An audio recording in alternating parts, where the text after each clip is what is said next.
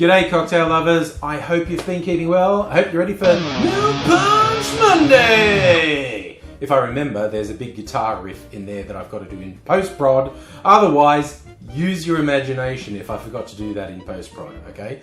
But yes, it's Milk Punch Monday, and for a little bit of variation, rather than milk clarifying a cocktail or a punch, I'm going to show you how I made a milk clarified sweet and sour mix. Now I got this idea from a recipe on the liquor.com website.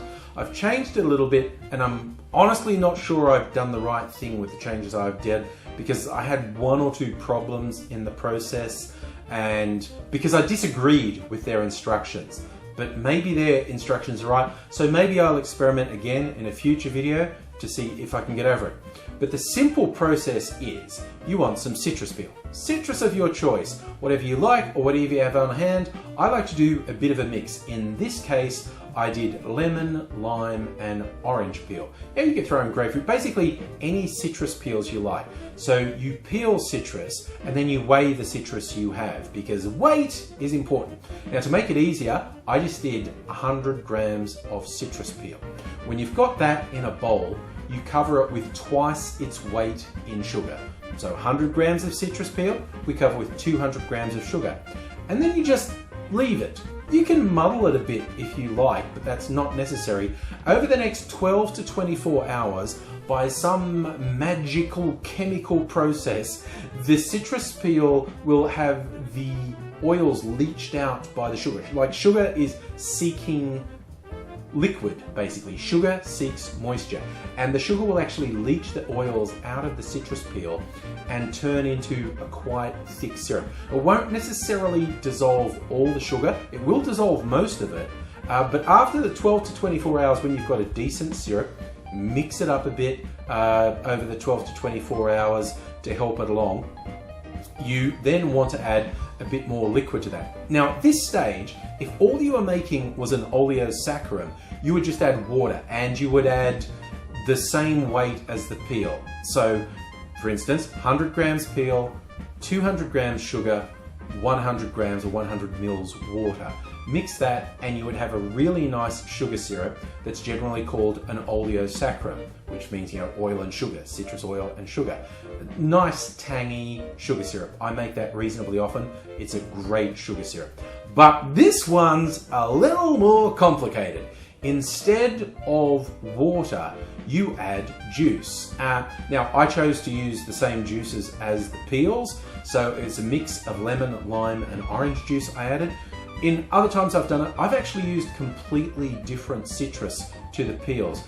You can experiment, but with whatever you do, it's the same, like 100 grams peel, 200 grams sugar, 100 grams juice. And then you stir that in so it's diluted. You want to dissolve all of the sugar, and then we milk clarify. Now here's one of the points where I disagree with the instructions on liquor.com because they say to use almost as much milk as you use juice. For instance, for 100 mils juice, their recommendation would be 80 mils milk. Now, I would usually use much less, like half as much. But because I had weird problems before, I followed this instruction and I used 80 mils of milk. One thing they say to do that I didn't, they said to boil the milk, because with milk clarification you'll get a lot of things recommending you heat up or boil the milk, and not only is that not necessary, I think it can be counterproductive. But maybe in this one with the juice it's different, so maybe in a future one I will boil the milk. This one I didn't, and then it said to leave it for 12 hours. And I normally don't leave it that long, and I did an experiment recently on Milk Punch Monday where I compared leaving something to curdle for an hour and leaving it for 24 hours, and there was no appreciable difference.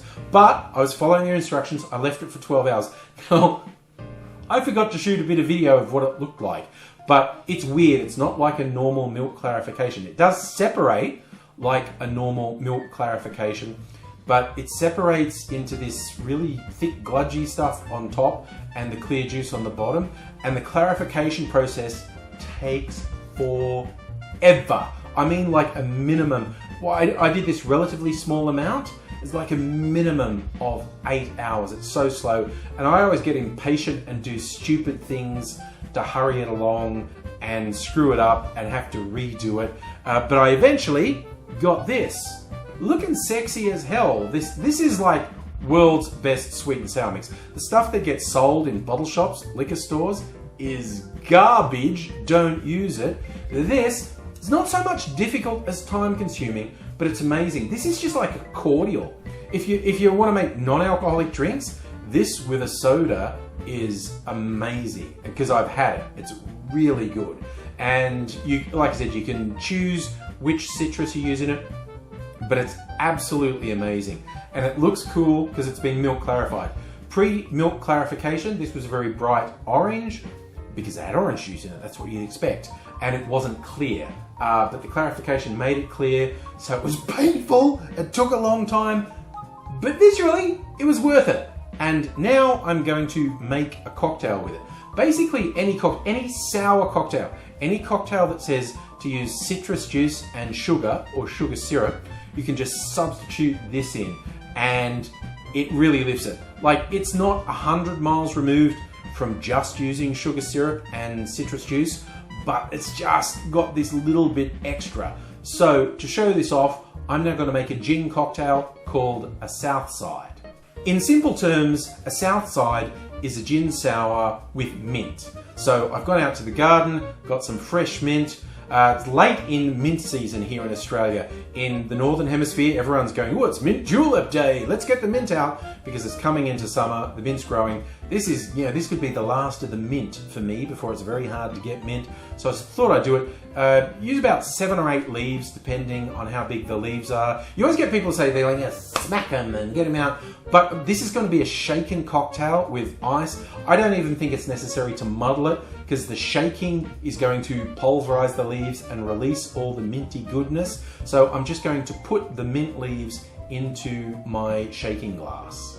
For the gin, I've chosen a local one from the Bellarine distillery called Teddy and the Fox. This is a very citrus forward gin. In fact, they describe this as, this is the gin for people who think they don't like gin. It's trying to seduce you into the gin world. Some people recommend a London dry style. Basically, I always think, use the gin that you like, okay? And because this is a sour with some citrus in it, I thought a citrus forward gin would go well. But whatever gin you choose to use, you go 2 ounces or 60 mils of gin.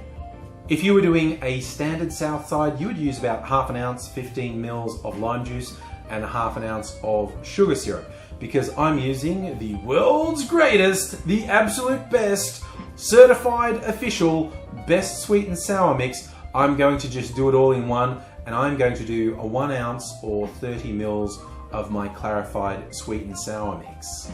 And that's it, a great simple cocktail, if you're not going to all the trouble of making the clarified sweet and sour mix that I did. Add ice to the mixer, put it together, bang it in hard, and we want to really pulverize that mint, so shake it good and hard for 15 or even 20 seconds. Now I am going to fine strain this into a chilled coupe, because there's going to be lots of little bit of mint. Hey, if you like little bits of mint in your drink, go for it. Don't bother with a fine straining, but I want a nice clear look, so I'm going to fine strain this into a chilled coupe. And there we have it, our Southside made with the special milk clarified sweet and sour. Garnish, look, really simple. Let's just put a pretty mint leaf on top, so you get a little mint aroma each time you sip from the drink. And to taste it,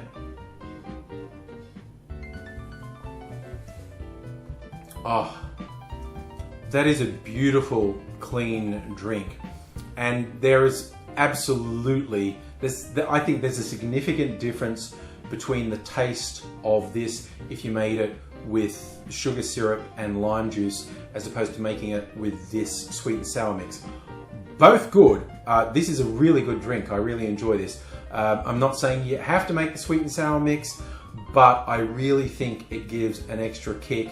And hey, if you're bored and just want to do a little project that's going to take you a couple of days, why not make the milk clarified sweet and sour mix and wow your friends?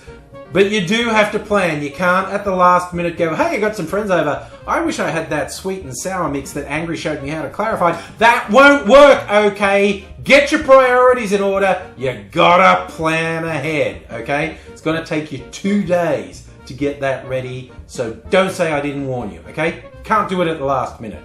But last minute, you could just do sugar syrup and lime juice, and it would be great.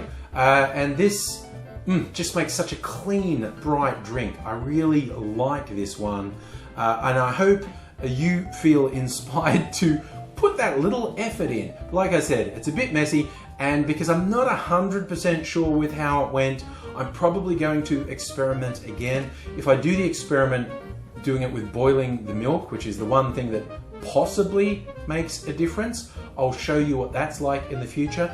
But in the meantime, that seriously is streets ahead of any sweet and sour mix I've ever tasted before. I think it's worth making. I hope you do too. And hey, I hope you look after yourself, okay? And look after people around you as well. Until I see you again, cheers.